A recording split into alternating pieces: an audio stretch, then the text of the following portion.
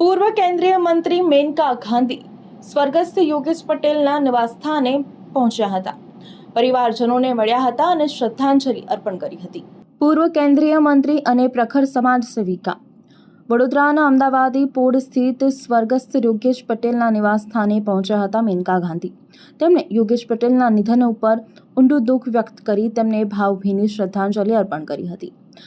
મેનકા ગાંધીએ પરિવારજનો સાથે મુલાકાત કરી હતી તથા સાંત્વના પાઠવી હતી અને દુઃખની ઘડીમાં ધૈર્ય રાખવા અપીલ કરી હતી. તેમણે યોગેશ પટેલના જાહેર જીવન અને સમાજ પ્રત્યેના યોગદાનને યાદ કર્યું હતું. મેનકા ગાંધીના આગમન સમયે ભાજપના આગેવાનો, કાર્યકર્તાઓ તેમજ પરિવારજનો મોટી સંખ્યામાં ઉપસ્થિત રહ્યા હતા. और उनसे ईमानदार और उनसे मेहनती मुश्किल से मिलेगा. ये एक बड़ौदा का ही लॉस नहीं है, ये एक देश का लॉस है.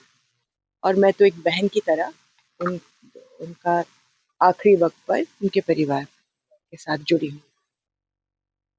मैम कोई यादें कुछ जुड़ी थी वो आपके कंसर्न में आ रहे थे, उनकी तबीयत चल रही थी? नहीं, हम लोगों ने फैसला किया था कि हम वो मेरे इलेक्शन के लिए आएंगे और हम उनकी भी. और फिर जब भी मेरे पति का वो दिन थे तो वो आ जाते थे. और जब उनकी तबीयत ठीक नहीं थी तो हम उनको बम्बई ले गए.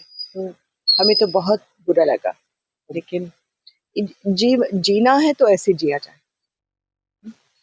मरना तो सबको ही है, लेकिन जियो तो शान से जियो.